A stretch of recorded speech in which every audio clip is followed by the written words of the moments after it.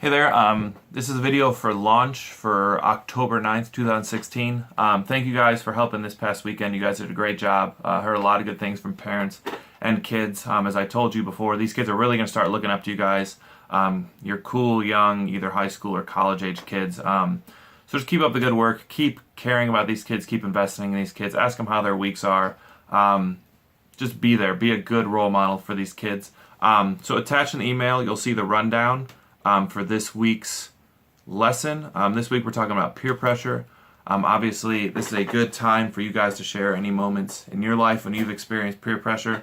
So when you find it appropriate in the schedule to maybe take 2 seconds and share a time in your life you felt peer pressure, please do that, because you're young. Even though you're older than these kids, they're going to be entering high school soon. They're going to be entering college and all that stuff. So this is a good time to kind of help them through all that. So you'll see opening game of Mad Gabs, which I'll have that ready for you. And Megan, I'll have a different laptop there for you so you can figure, or we can figure that out together. So the explain today, you're going to talk about peer pressure. Ask the kids if they know what peer pressure is. So let the kids raise hands and then pick one or two of them to explain what they've heard about peer pressure. If no kid knows, which I doubt, nobody will know what peer pressure is, but if nobody can figure it out, give your explanation of what peer pressure is. Obviously, it's when our peers, people our same age, try to get us to do things through pressuring us. Whether they're good or bad, there's positive peer pressure and there's negative peer pressure. Hold on a second. Why is this person calling me? Okay.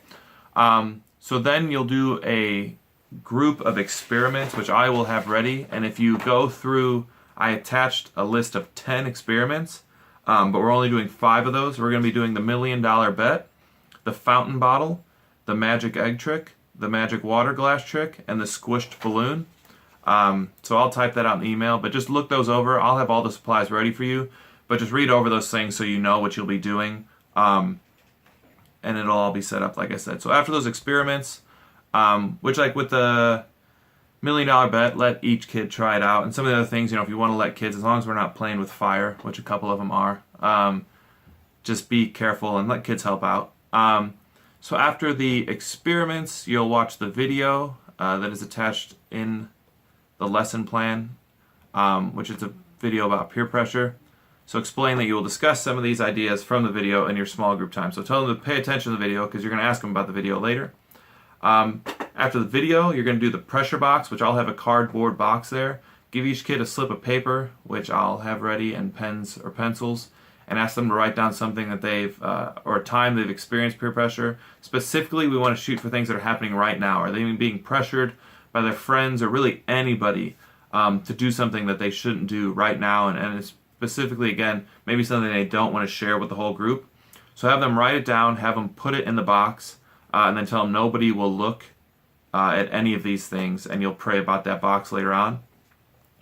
Then you will go over the theme verse. So today our theme verse comes from the book of Matthew. In Matthew 16:21 through 23, we see this exchange between Jesus and Peter. And this is where Jesus is telling the disciples that he has to go to Jerusalem.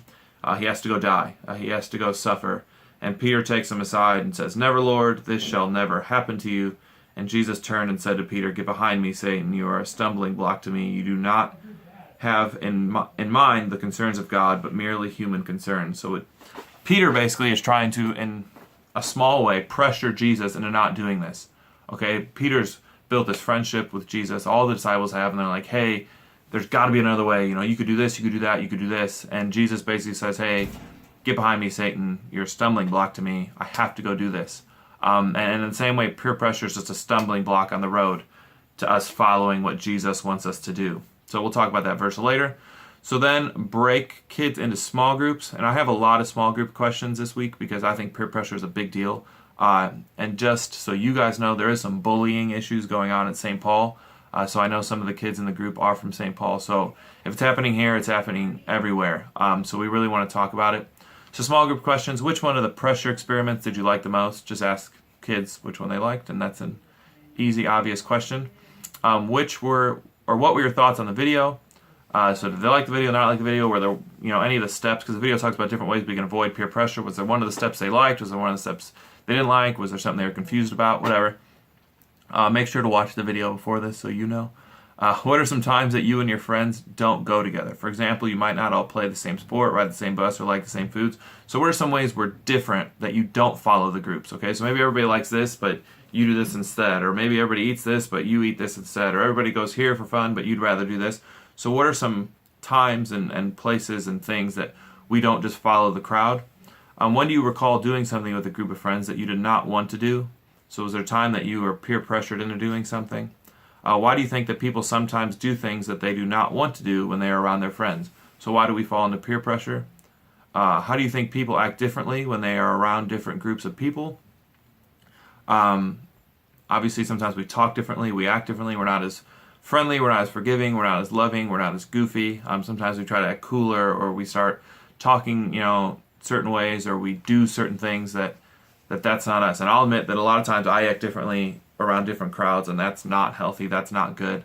Number 7, why do you think it's difficult for people to say no to their friends? Obviously, we care about those people, we built relationships with those people, we want to stay friends with those people, and sometimes we think the only way that can happen is by saying yes to them. I had a button undone on my shirt the whole time. Number 8, where would you draw the line with your friends? In other words, what are some things you would not do? So where does that line stop? Where are you refusing to go past? Number 9, what are some things that friends sometimes pressure each other to do or say? Why do you think people continue to be friends with people they are afraid of, or who threaten to break off their friendship? How can you make some healthy choices about your friends when deciding what you are and are not willing to do? So that's there's a list of about 9 questions. They're all peer pressure focused.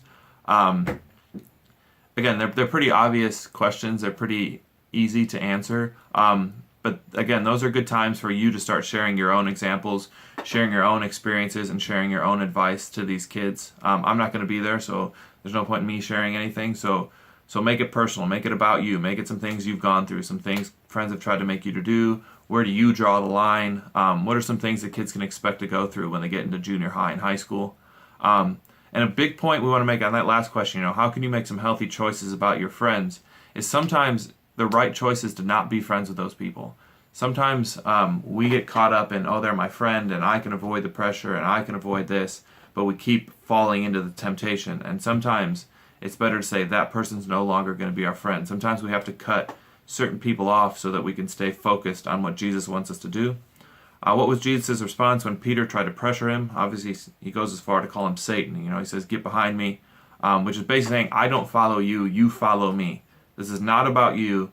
This is about my way of doing things. Peter was close friends with Jesus, but tried to get Jesus to disobey God's plan. How can we learn from Jesus' friendship with Peter? What we learn there is that Jesus is the guide.